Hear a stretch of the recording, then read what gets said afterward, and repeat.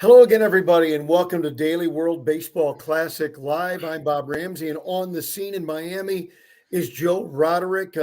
An unbelievable tournament, start to finish. I know there are cranks out there that are trying to pick it apart, but I think they're losing every argument. What a marvelous tournament, Joe. And what a better, I mean, you could not have asked for a better ending than what we got. This A is a little bit how better. A little bit. well, I mean, that depends, yeah, I guess on what side of things you're on, but we can discuss that later when we're off Oh, the air. okay. Go get some But sushi. Go get some yeah, sushi then. but I mean, a Hollywood ending here Yeah, with Shohei Ohtani and Mike Trout facing each other to really end the good. game in this one. Just a really, I mean, you know what? There were a lot of complaints about baseball not being able to showcase their stars. I think that we saw that the past 2 weeks here with the World Baseball Classic. Indeed. You know, like I said, some of the guys, the media guys, are almost incredulous at the joy, the emotion, um, uh, and the way players for all the various countries um, really appreciated and honored the opportunity to perform for their countries. And I guess in this world we've all become so cynical that we're not really buying in. But it was pretty clear to me by watching that these players did buy in and performed at a high level and for reasons bigger than themselves. As I'm sitting here watching the game today, and these are thoughts that I'm having like in the sixth, seventh inning of the game. You look ahead because earlier today it was announced that this is coming back in 2026. That they're gonna 3 years from now they're gonna come back. Yeah, I don't know if they have an idea if it's going to be in every 2, 3, 4, however when they're going to do it. But you start thinking like Nolan Arenado played in the last two. Same with Paul Goldschmidt. So you start looking and you start thinking about who who are else the like next guys? yeah, who are the next guys up? Because and what got me thinking that is I saw in front of me an Austin Riley jersey. And I'm There you thinking, go. okay, you know what? If Nolan Arenado doesn't want to do this in 3 years, if he feels that he's, needs to pass the torch, if he doesn't want to do it anymore, if he needs to, rest up to win his 14th straight Gold Glove that next year for the Cardinals, then Yeah, who's next? Who's after that? And that's where my mind already started going with this. Bryce Harper didn't get a chance to play this year. Does he want to do it in 3 years? I bet. Ideas like Oh, that, yeah. and you start to think, okay, like how important is this, or how much, we knew the story about Mike Trout watching this 6 years ago and feeling like he missed out on it. Who else watched it these past two Right. weeks and missed out on it? And I think not to get too much into the competition itself and the way the teams were put together, the Cardinal or the USA lineup was so stacked, but they were at a deficit with pitching. And it really showed. Even though they got this far in the tournament, you could see how Pettit and DeRosa were really having to mix and match and try and milk it as best they could. Um, and I get big league ball clubs not wanting to put their opportunities to win in front of a pitcher and not allowing some guys to go. It's a really delicate balance, but it's something that I think they'll have to think about in 3 years. I think Mark DeRosa said it in the pregame. I don't. He said it without actually saying it. I think the Cardinals might have dictated how the game against Cuba went.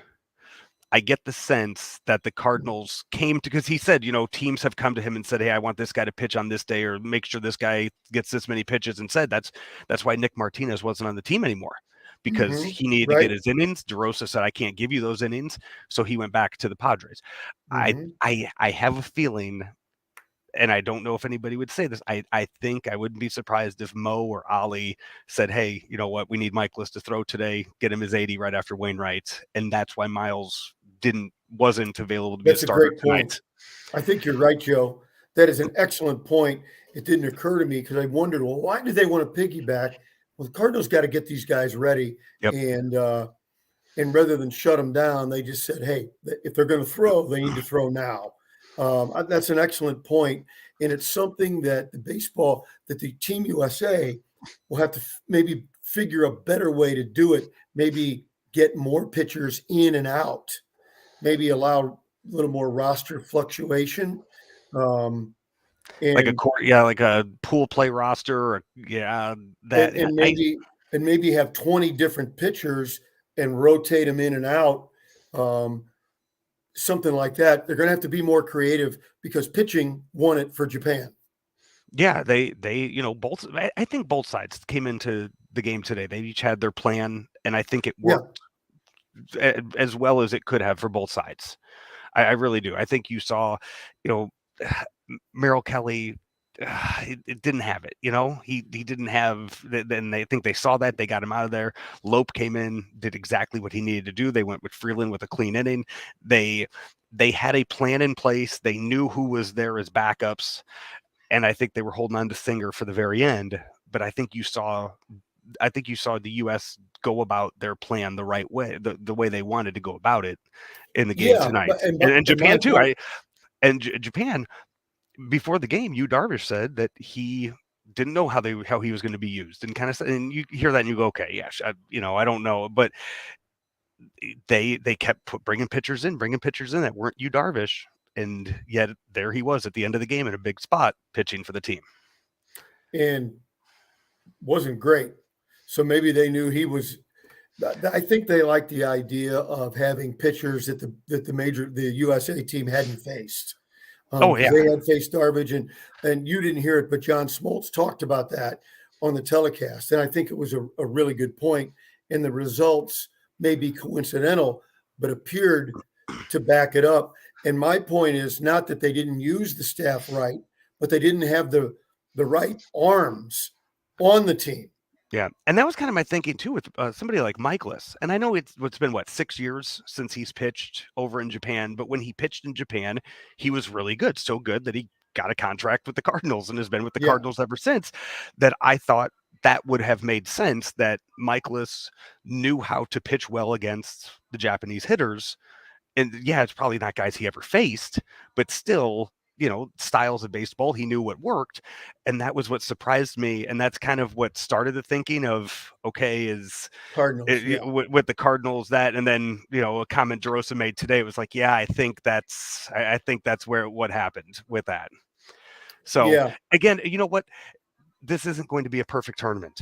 It's not. There's going to be people complaining about it all different directions, but this was fun. This was it's great. great baseball, and it showcased a lot of top stars in the game. See how it translates over to any kind of ratings during the season. Yeah, and I don't know if there'll be a way to track it. I don't know if there'll be a direct correlation because of this, then these ratings or this merchandise or what. That'll be a really hard thing to track, but it can't be a negative on the game worldwide. It can't be. There isn't a negative to that. No, no. I mean, you hear. I mean, the major injuries that happened. None of the countries are complaining about. I mean, yeah, there's fans that are pissed off, but it's going to happen. It's going to happen Could every. easily Yeah, the same thing could easily happen in a spring training game. yeah. It happens every year. Yeah, and you know what? We're going to showcase young players that we're going to see. The kid that started for Japan yesterday. That how many scouts were out here watching him, Hmm. and he's just a few months older than Jordan Walker. It's Yeah, he's a guy that I think we are going to see in Major League Baseball at some point. yeah. In the end, Japan's lineup was better than expected, and their pitching was terrific. Um, uh, as I said before, um, relative to position players, this this was baseball's version of the dream team. That lineup was just breathtaking. And but you got to give credit to the Japan pitching. USA got 9 hits and a couple of walks and could only get 2 runs across.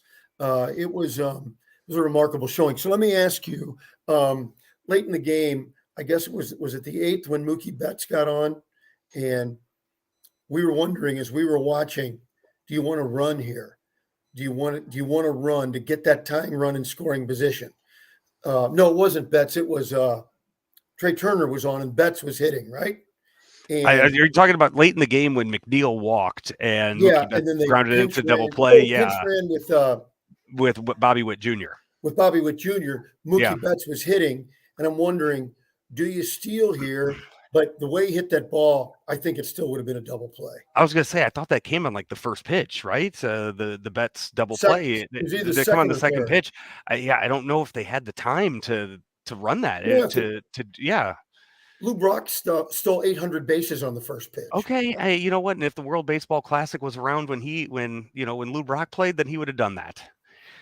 What does that mean? Now you're grasping just because it was a long time ago. My point is, what difference what pitch it is? I'm It just doesn't saying that take. Wait a minute. Well, we're not baseball's going to different. steal That's what because I'm it takes saying. 4 pitches to get the sign in. What? That's what I'm saying. What You are you know what? saying? I That doesn't when make what sense. Japan stole what 2 bases in the game tonight, and I was shocked both times when I sit there and you see the runner go. It's like, oh, he's stealing. That's allowed. That's right. It's just something you don't see in American baseball. Which is wrong with the game? Yeah. So I mean, hey, they made the bases an inch wider now, so maybe there'll be more stolen bases this year. Well, I think that and Yeah. the pickoff rules, I think will help, and it will make the game more exciting. Yeah. The reason it went away, just for those who are wondering, is analytics, and accurately so. The percentage of stealing the bases had to be so high to make it worth the gamble that it wasn't worth the gamble. Mm-hmm. Yeah. If you're not stealing bases at an 85 or 90% clip, and with all the power in the game, you're shooting yourself in the foot by making the attempt. Yeah, And so let me sound if you can get, like the old school angry baseball fan here for once on this show, Rammer. I'm glad that I do not have to see the shift anymore in baseball. I'm glad that I don't have to see the second baseman playing short right anymore now that the World Baseball Classic is over. That is the one thing I will not miss from this tournament. it's funny that you didn't like it, and it's one of the things that is going on in baseball forever. It just got a little bit out of hand, but I don't blame the rule makers. I blame the players Mm-hmm. for Yeah, not being able to adjust. 100%. Yes, Yeah. I agree with that. So Absolutely. we can come together, We old and absolutely new. can. We absolutely can. Hey, Ramber, we're brought to you. Hey, the Cardinal season right around the corner. We're what 10 9 days, days. 8? No, I think it's less than that, isn't it? Oh, It's a that week. Thursday. Yeah, you're right. Yeah, a week from 9 Thursday. days. And hey, it's not an April Fool's joke. Saturday, April 1st, the Cardinals will host the Blue Jays, and on that day, 25,000 fans ages 16 and older will take home a mystery bobblehead of Molina or Pujols pitching, courtesy of That's Central crazy. Bank. For Good tickets, visit idea. cardinal.com/promotions. I said last year when it happened, if you don't make a bobblehead out of this, you are You just did. missing out on You it. And I did. am so happy that they are making a bobblehead of Albert Oriati pitching for April, and April Fool's Day too. It's You need a to perfect promotion. send the Cardinals a marketing invoice. You know what? If we will get an intern and we will have them dig through every single Daily Cards Live from last year to find when I pitch that, and we'll send them Before we break we'll away, send them that. Yeah, a little bit of Cardinal news. I know you saw it. You're in South Florida. No surprise, Matthew Liberatore gets sent to Memphis, but a mild surprise, maybe more than mild surprise, Dakota Hudson gets sent out. Jake Woodford beat him. Jake Yeah, Woodford beat him out right now. that's right. That's the way it looks right now. And if you want to talk more pitching with that, last night as he came into the game, I tweeted out Jojo Romero, like that was his spring training right there in that game. He's out. That, you know what, they're not seeing him in Jupiter, but they were seeing him on the big stage in a bigger moment than he'll ever pitch at in spring training, and he didn't come through with Failed. it. You know, Claves and I kind of Agree. argued back and forth earlier today about this situation. If it's, if a player should do that, if they're on the fence of making a roster. And you know what better place to showcase than against the best players from other countries? If Jojo Romero goes 1, 2, 3 that inning, he probably, Gets another look later this week. yeah, they probably look and go, okay, hey, you know what? That's a guy we want in our bullpen. He doesn't do it, and they go, okay, maybe you're not our guy. So Yeah. with that, and then I think maybe you look at where Gio falls in to the mix in that bullpen too, because God, when he came in that game yesterday against Ohtani, I thought right away, this is not these this does not match well. These do not pair well. But to your point, had he gotten him out, Yeah. Cardinals are going, okay, our setup guy is back. Hmm. Now, that's one of the things that still remains figuring out the Cardinals. Helsley's the closer. Who's the setup guy? Who's the lefty specialist? Let's look at that. Who's that kid from Double A that was on Columbia? Let's bring him up on the roster and throw 102. Just have Hicks, that whatever his name was, I can't even think of it right now. Hicks, him, and Helsley just go boom, boom, boom. Just throw 102s up there for 3 straight Gas, innings, gas, and good luck. gas. Yep, good luck with it. That's good. Rammer, you and I will we will talk again in a week when the Cardinal season is about to begin as they open up against the Blue Jays next Thursday, bringing you the 3rd season of Daily Cards Live right here on Claibs Online. I can't believe we're doing it again. They're going to let us. 3 years. It's crazy, and I can't wait. I have so much fun doing it and talking ball. It's really a good time, and I hope we make it fun for the viewers and listeners. Rammer, I'm driving home. I'm driving back to the 618 tomorrow. I've been down here for 8 days, and I'm coming back home, and I'll be doing so in a 2023 Toyota Highlander, courtesy of our friends at Mungenast Burkhardt Alton Toyota, the official sponsor of all things Cardinal Spring Training and World Baseball Classic.